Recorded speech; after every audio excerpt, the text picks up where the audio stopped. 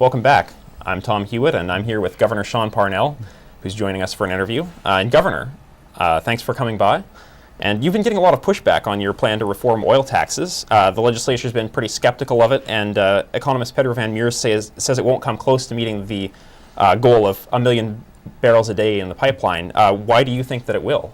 Well, actually, largely, the legislature's been supportive of it. For example, the House of Representatives passed HB 110, which is my tax legislation last year. But really, our point is we need to incentivize oil production in this state. We've got declining production, which means declining Alaska opportunity. So my question for skeptical legislators is, what's your plan? What's your plan to incentivize and increase oil production? We need a game changer in this state. We don't need to continue this decline of production and decline of opportunity for Alaskans. So we're at a point now where the bill has passed across to the Senate. Senate Resources Committee actually introduced a new bill for consideration. Senator Joe Pascavan put forth a tax increase, which I think goes the wrong direction. I think we need to decrease taxes, require new investment for those decreased taxes. We've got those promises in place that have been made publicly by these companies, and I think we need to just move ahead with incentivizing oil production. All right. Your oil tax plan would cut taxes both on existing production and new development. And why cut taxes on existing production? Why not just incentivize the new exploration and development? Well, right now we have kind of a short-term problem, a mid-term problem, and a long-term problem. Exploration is great. We love the new companies coming in with the production, with the tax credits right now for that. That's 7 to 10 year oil. That's longer-term oil. At places like Prudhoe Bay and Kuparuk, there is still a lot of oil in the ground. It's called mid-gravity and heavy oil as well. Those are very costly to get to. The companies right now are not maximizing the investment there, not maximizing production there because they can make more money elsewhere. So I say let's incentivize more production here. Let's take some of those profits and put them right back in Alaska instead of taking them overseas. The interior is in dire need of a solution to its high cost of energy. Current fuel rates are really stifling growth here. You've laid out an aggressive timeline for a gas pipeline over the course of about the next year in your State of the State address. Have you had any assurance that producers are going to align on this plan, and how confident are you that your timeline is going to hold up? Well, let's go back a minute to oil tax reform and incentivizing new production. If we can get new production in the pipeline, that lowers the cost of energy in Fairbanks and in the interior. If we can get more production in that line, so that's bottom line. Early number one goal. When it comes to the gas line, I set some pretty strong benchmarks and aggressive benchmarks in my State of the State. I said let's get these companies to commit to an alignment together under an AGIA framework, for example, or let's get another project moving right now on an in-state gas line. That's what's going to happen by March 30th or March 31st. That's the benchmark that I set. So they've not skidded past that timeline yet. I'm still very confident that they're going to make that deadline. And if they don't, the legislature and I will take action to make sure that Alaskans get their gas and it gets to markets beyond. Could those steps with the legislature potentially include departure from AGIA? Well, listen, right now the state is pursuing at least two frameworks. One is the AGIA framework. The other is the Alaska Gas Line Development Corporation. I've asked for both projects to start consolidating and start focusing on an all-Alaska gas line, one that goes through our state, goes to Tidewater, and then make sure that there's offtakes for Alaska communities.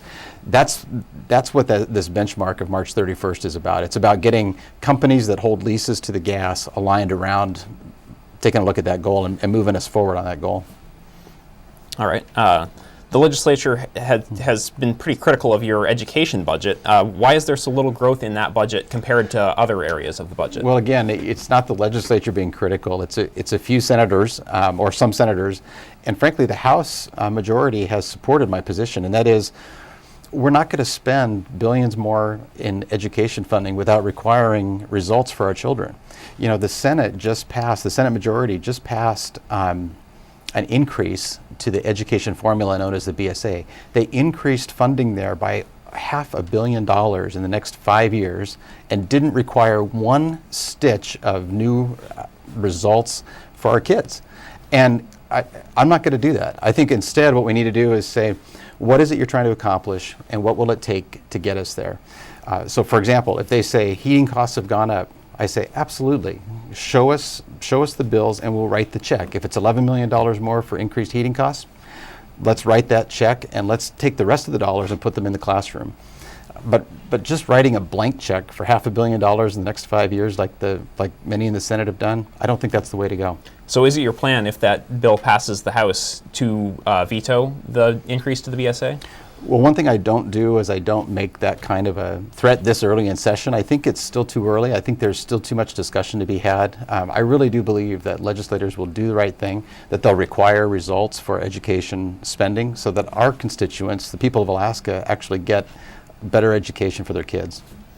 On that education budget, you have mentioned that you're flexible in areas where it's obvious that costs have gone up, fixed costs like energy. Why did you leave those costs uncovered if you knew that there were increased fixed costs? Well, because we're at a point where the BSA increases that have gone on, the record increases for the last 4 years, about $183 million more dollars have already gone into these increases. We're at a place where we have to now make a choice. Are we going to continue this unsustainable automatic increase, or are we going to require some results and require some accountability for that spending? So that's what I did. On December 15, I drew a line in the sand and said, we're going to require accountability, and here's where we start. Knowing that the budget is a conversation that goes till the end of session and until the complete budget review is done. So most people just need to understand that the budget is a conversation until it's done at the end of session. But I think there's some important choices to be made, and I established that conversation early. The Air Force recently announced plans to move the F-16 Aggressor Squadron from Eielson Air Force Base down to Anchorage. What's your view of that plan, and if you oppose it, what action do you plan to take? I've been very aggressive at supporting our military and making sure that cuts are not made in our state. For example, this last fall, I was the only governor in the Pentagon meeting with the secretaries, meeting with the undersecretaries to identify for them Alaska's strategic position in our nation's defense. When it comes to DoD cuts, for example, that are proposed, I obviously don't support those. I'm fighting with our members of Congress to make sure that Alaska maintains a strong military force, including obviously at Eielson. So this weekend, General Kakis, my Adjutant General, will be here to meet with the community, meet with Nordy Schwartz, who will be here, meet with our congressional delegation, coordinating with all of them and just working hard to make sure that Alaska's force structure is maintained. Well, I think that about does it for us, Governor. Thank you for coming in. You bet. Thanks for taking the time. The rest of you, don't go away just yet. We've got Jamie Schwartzwald coming up next with sports.